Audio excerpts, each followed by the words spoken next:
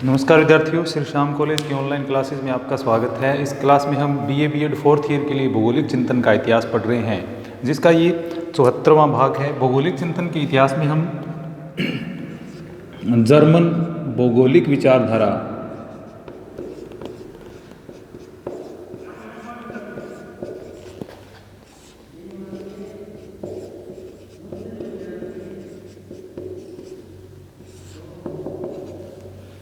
पढ़ रहे हैं। जर्मन भौगोलिक विचारधारा में कार्ल रिटर के विचारधारा या संकल्पनाएं जो हैं उनके बारे में हम पढ़ रहे थे। संपूर्णता की संकल्पना इनकी हमने पढ़ ली थी, या संपूर्ण की संकल्पना जो है कॉन्सेप्ट ऑफ होल, यानी भौगोलिक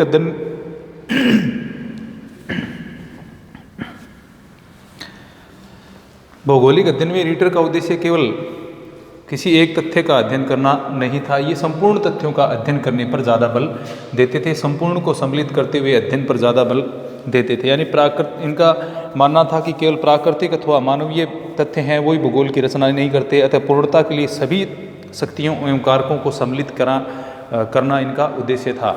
यानी केवल प्राकृतिक और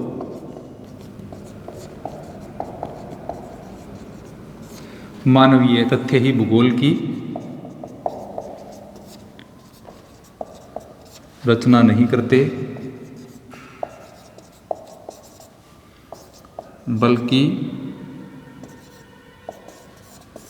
सभी प्रकार के शक्तियाँ और जो अन्य कारक होते हैं उनको सम्मिलित करते हुए भूगोल का अध्ययन करना, यानी संपूर्ण कारकों को, प्राकृतिक कारकों को, इसके साथ साथ मानवीय कारकों और अन्य जो शक्तियाँ एवं कारक हैं उनको सम्मिलित करते हुए भूगोल का अध्ययन करना। और इसी प्रकार से इन्होंने अर्धकुंडे जो इनकी पुस्तक थी उसके प्रथम खंड में इन्होंने जो अफ्रीका का वर्णन किया, उसमें इसको आधार मानते हुए उन्होंने अफ्रीका महाद्वीप का जो भौगोलिक वर्णन है वो इनके द्वारा किया गया था। सर्वप्रथम अफ्रीका को इनके द्वारा 4 भागों में बांटा गया और उन 4 विभागों के विभिन्न उप विभाग बांटते हुए प्रत्येक का क्रमबद्ध रीति से पूर्णता के साथ इनके द्वारा है वो एक पूर्ण इकाई के रूप में अफ्रीका का वो अध्ययन किया गया था।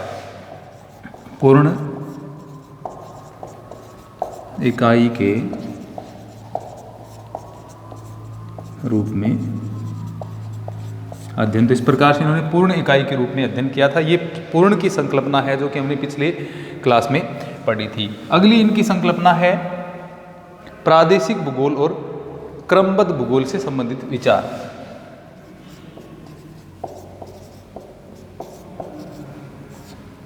प्रादेशिक भूगोल और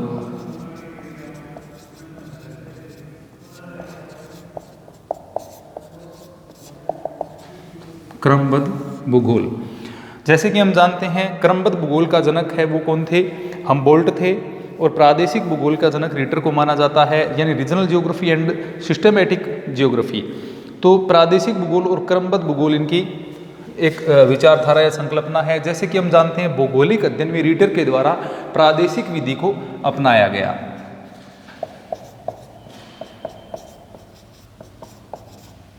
भौगोलिक अध्ययन में रीटर द्वारा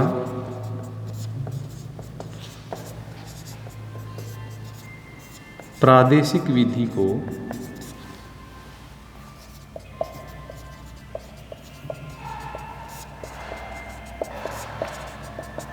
अपनाया गया था। तो भौगोलिक अध्ययन में रीटर प्रादेशिक विधि को ज़्यादा महत्व देते थे और हमबोल्ट है वो इसमें क्रमबद्ध विधि को अध्ययन को ज़्यादा बल देते थे। उन्होंने भूतल को प्राकृतिक प्रदेशों में बांटा और फिर उनका पृथक पृथक अध्ययन इनके द्वारा किया गया था। भूतल को प्राकृतिक प्रदेशों में बांटकर पृथक पृथक अध्ययन किया। जैसे कि हम जानते हैं प्रारंभ में रीटर शुद्ध भूगोल के समर्थक नहीं थे, लेकिन बाद में शुद्ध भूगोल का इनके द्वारा समर्थन किया गया। जैसे प्राकृतिक प्रदेशों के आधार पर भौगोलिक प्रदेशों का अध्ययन करना, ये शुद्ध भूगोल से संबंधित है। तो बाद में ये शुद्ध भूगोल से संबंधित इनके द्वारा अध्ययन किए गए। प्रारंभ में ये शुद्ध भूगोल के समर्थक नहीं थे। तो इन्होंने पूरे भूतल को यानी पूरी पृथ्वी को पहले अलग अलग प्राकृतिक प्रदेशों में बांट दिया। प्राकृतिक सीमाओं के आधार पर प्रदेशों को बांटना, जैसे नदियों के आधार पर, पर्वतों के आधार पर, घाटियों के आधार पर प्रदेशों को प्राकृतिक सीमाओं के आधार पर विभिन्न प्राकृतिक प्रदेशों में बांटते हुए उनका भौगोलिक अध्ययन इनके द्वारा किया गया था। इनका मानना था कि प्रादेशिक भूगोल और क्रमबद्ध भूगोल, प्रादेशिक भूगोल और क्रमबद्ध भूगोल एक ही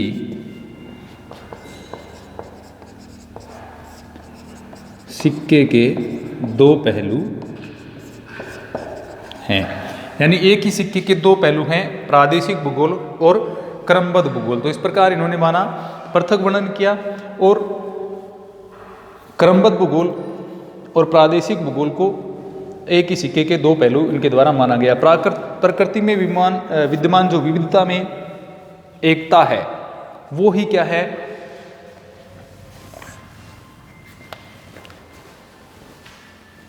प्रकृति में विद्यमान विविधता में एकता।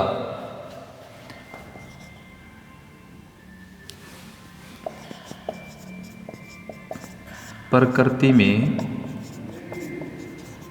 विद्यमान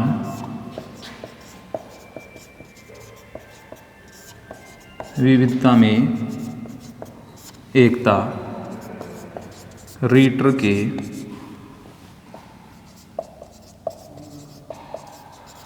प्रादेशिक भूगोल की या भूगोल का मूल मंत्र है।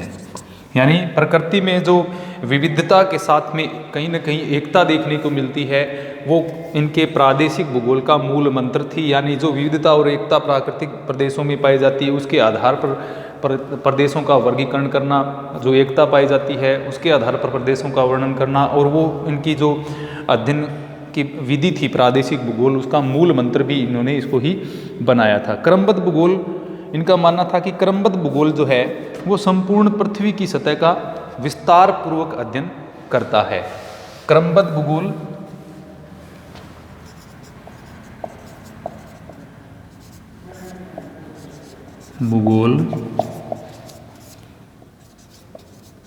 पृथ्वी की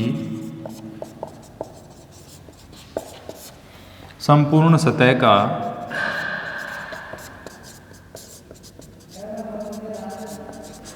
विस्तार पूर्वक अध्ययन करता है।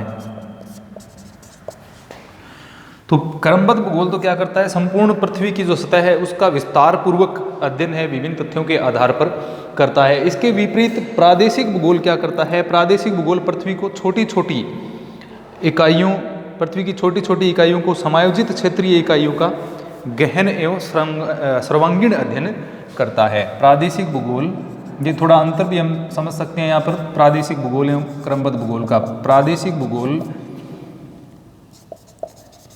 संपूर्ण पृथ्वी की छोटी छोटी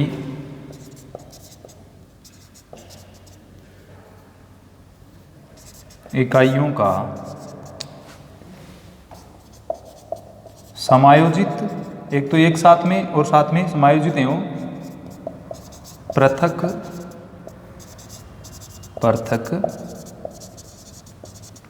अध्ययन करता है। तो इस प्रकार से क्रमबद्ध भूगोल है वो संपूर्ण सतह को एक प्रदेश मान करके उसका संपूर्ण अध्ययन करता है, यानी पूर्ण सतह का अध्ययन करता है। जबकि प्रादेशिक भूगोल क्या करता है? संपूर्ण पृथ्वी की छोटी छोटी जो इकाइयां हैं उनका एक तो समायोजित अध्ययन यानी एक साथ अध्ययन करना, फिर उनको उप इकाइयों में विभाजित करते हुए उनका पृथक अध्ययन भी इसमें किया जाता है। इसके सर्वांगीण अध्ययन किया जाता है, गहन अध्ययन इसमें किया जाता है। तो इस प्रकार जो क्रमबद्ध भूगोल का दृष्टिकोण है वो तो क्या है? सामान्य है। क्रमबद्ध भूगोल का दृष्टिकोण क्या है? सामान्य दृष्टिकोण है क्रमबद्ध भूगोल का, जबकि प्रादेशिक भूगोल का जो दृष्टिकोण है वह कैसा है, विशिष्ट दृष्टिकोण है। तो इस प्रकार से हमबोल्ट की जो विचारधारा है क्रमबद्ध, और रीटर की विचारधारा क्या है, प्रादेशिक भूगोल। तो प्रादेशिक भूगोल और क्रमबद्ध भूगोल को एक ही सिक्के का दो पहलू इनके द्वारा बताए गए हैं, और इनके द्वारा प्रादेशिक अध्ययन जो विधि है उसको काम में लिया गया है। तो इन्होंने बताया कि क्रमबद्ध भूगोल है वो पृथ्वी को संपूर्ण सतह का विस्तार पूर्वक अध्ययन करता है, जबकि जो प्रादेशिक भूगोल है वो संपूर्ण पृथ्वी की छोटी छोटी इकाइयों का गहन एवं सर्वांगीण अध्ययन एवं समायोजित अध्ययन है वो इसके द्वारा किया जाता है। और इनके अनुसार विशिष्ट प्रादेशिक भूगोल है वो एक प्रकार से विशिष्ट भूगोल है, और क्रमबद्ध भूगोल है वो एक सामान्य भूगोल है। तो ये थी रीटर की विचारधाराएं। अब इसके बाद में हम रीटर और हमबोल्ट की थोड़ी तुलनाएं करते हैं, कौन कौन से बिंदुओं पर इनमें समानता देखी गई है और कौन कौन सी चीज़ों में इनमें असमानताएं हैं वो पाई जाती हैं।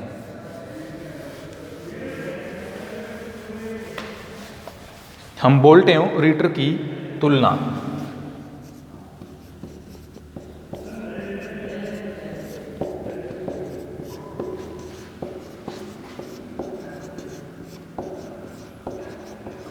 समानताएं असमानताएं आप भिन्न भिन्न लिख सकते हैं। तुलना में समानताएं अगर हम देखें तो हमबोल्ट एवं रीटर में सिमिलरिटीज़ क्या पाई जाती हैं। सबसे पहले तो हम देखें तो आधुनिक भूगोल के संस्थापक हैं ये अलेक्जेंडर वान हमबोल्ट, और रीटर दोनों को आधुनिक भूगोल मॉडर्न ज्योग्राफी का इनको जनक माना जाता है। लेकिन प्रथम स्थान इसमें किसका आता है, हमबोल्ट का, क्योंकि हमबोल्ट से 10 साल रीटर क्या थे, छोटे थे। इसे रीटर का पहला स्थान आता है, हमबोल्ट का पहला स्थान आता है, रीटर का द्वितीय स्थान इसमें आता है। हमबोल्ट का काल 1769 से 1859 था,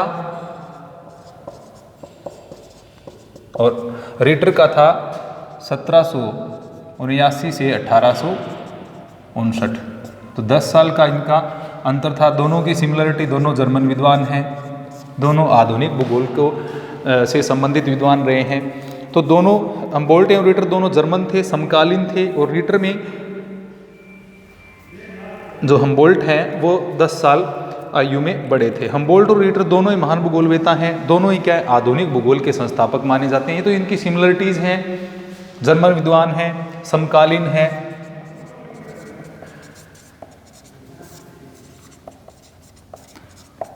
आधुनिक भूगोल के जनक माने जाते हैं।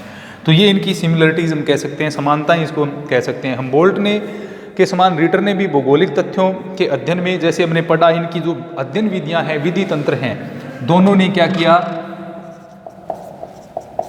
दोनों ने भौगोलिक अध्ययन में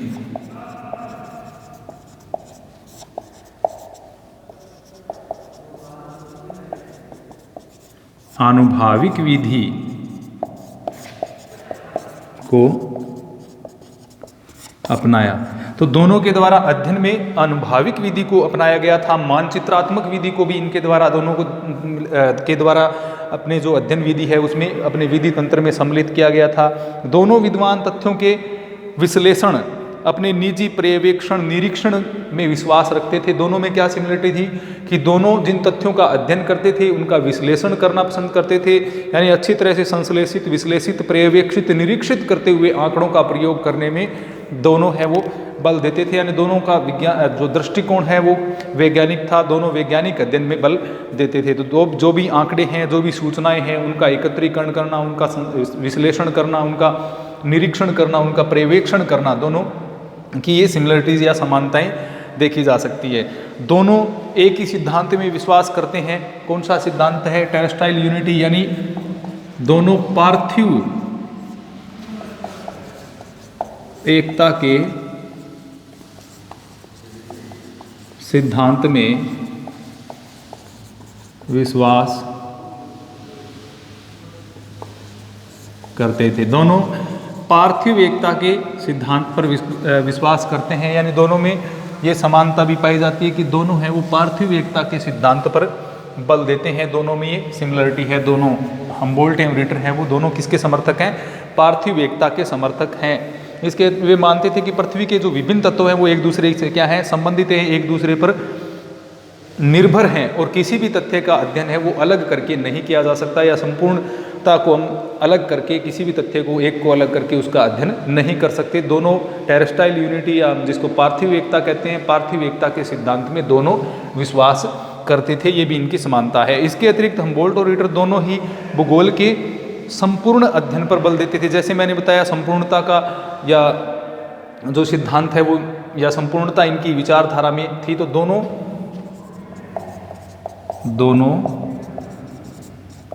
संपूर्ण भूगोल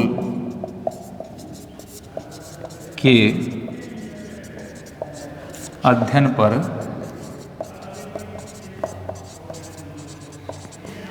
बल देते थे।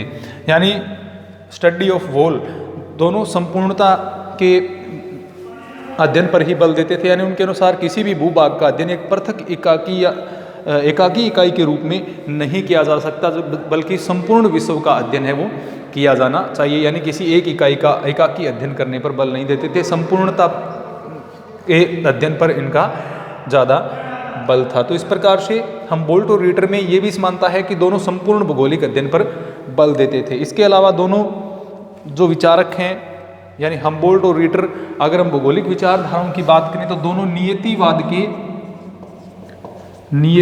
के समर्थक थे। दोनों विद्वान नियतिवाद जो है यानी पर्यावरणीय संप्रभुता है या नियतिवाद हम जिसको कहते हैं, या पर्यावरणीय नियतिवाद जिसको कहा जाता है, तो पर्यावरणीय नियतिवाद पर दोनों विद्वानों का ज़्यादा बल था। यानी प्रकृति को महत्वपूर्ण मानते थे, प्रकृति को शक्तिशाली इनके द्वारा माने गए थे। इसके अलावा हमबोल्ट और रीटर भी भौगोलिक अध्ययन दोनों विधियों से, क्रमबद्ध और प्रादेशिक विधि दोनों विधियों से अध्ययन करने पर बल देते थे। तो इस प्रकार से ये इनकी कुछ समानताएं हैं। समानताओं में दोनों भौगोलिक अध्ययन संपूर्ण अध्ययन पर बल देते हैं, पार्थिव एकता के सिद्धांत पर बल देते हैं, जर्मन विद्वान हैं, आधुनिक भूगोल के जनक हैं, समकालीन हैं। इसके अलावा नियतिवाद के समर्थन करते हैं, पार्थिव एकता का समर्थन इनके द्वारा किया गया। अब कुछ असमानताओं की हम बात करें तो हमबोल्ट एवं रीटर में कुछ एक असमानताएं भी देखने को मिलती हैं। जैसे हमबोल्ट हैं वो क्रमबद्ध भूगोल पर बल देते हैं। हमबोल्ट हैं वो किससे संबंधित हैं? क्रमबद्ध भूगोल।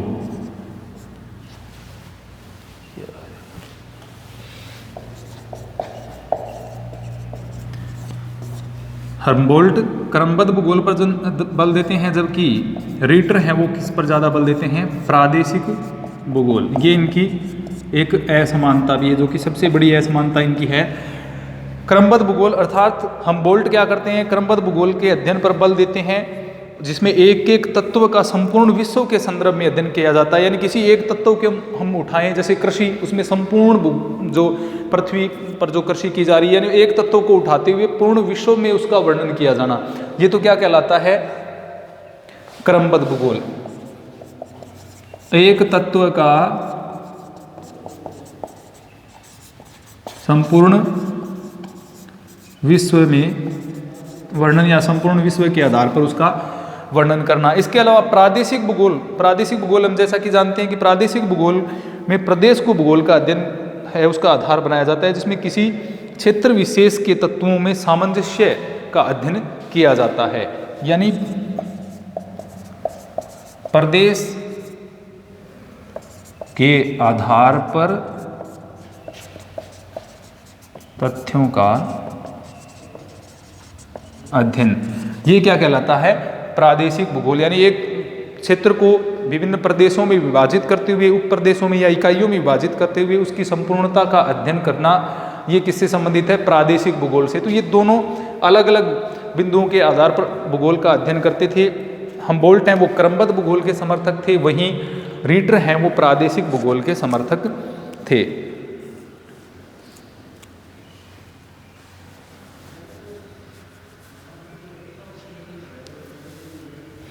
हमबोल्ट का जो विधि तंत्र है वो मानव केंद्रित नहीं था। हमबोल्ट हैं वो मानव केंद्रित न मानते हुए संपूर्ण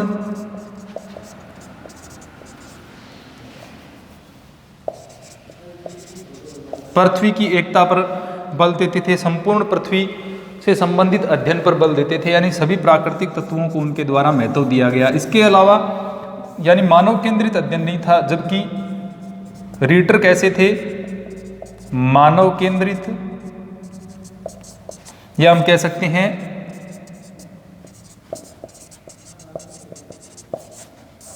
उद्देश्यवादी।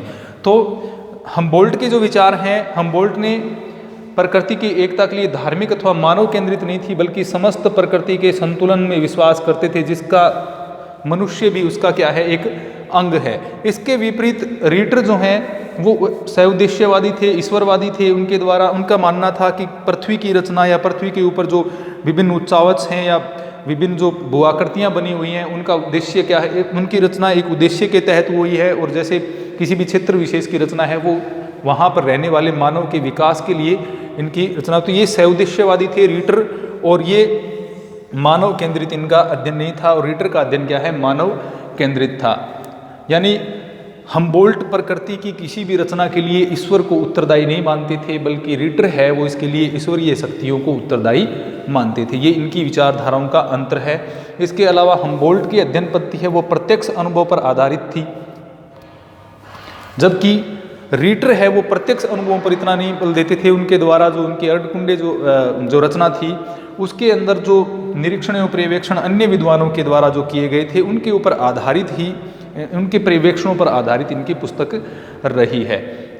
तो इस प्रकार से इन दोनों में कुछ अंतर भी देखने को मिलते हैं। क्रमबद्ध भूगोल के समर्थक हैं हम्बोल्ट, और रीटर के प्रादेशिक भूगोल की हम्बोल्ट हैं वो मानव केंद्रित नहीं थे, यानी ईश्वरीय रचनाओं में विश्वास नहीं करते थे। रीटर हैं वो उद्देश्यवादी थे और ईश्वरीय रचनाओं में ज़्यादा विश्वास करते थे। इसके अतिरिक्त रीटर जो हम्बोल्ट हैं वो प्रत्यक्ष अनुभव में ज़्यादा विश्वास करते थे, स्वयं पर्यवेक्षण निरीक्षण करने पर ज़्यादा बल देते थे। इसके विपरीत रीटर है वो अन्य विद्वानों के द्वारा जो निरीक्षण पर्यवेक्षण किए गए हैं उनके ऊपर आधारित अपनी रचना उनके द्वारा लिखी गई थी। तो इस प्रकार से इन दोनों विद्वानों में ये अंतर भी देखने को मिलते हैं। तो जर्मन जो भौगोलिक विचारधारा है उसमें हमने दो विद्वानों के बारे में पढ़ा, हम्बोल्ट एवं रीटर, और उनकी तुलनात्मक अध्ययन भी हमने किया। अब अगले विद्वान फ्रेडरिक रैटजेल के बारे में हम अगली क्लास में पढ़ेंगे। धन्यवाद।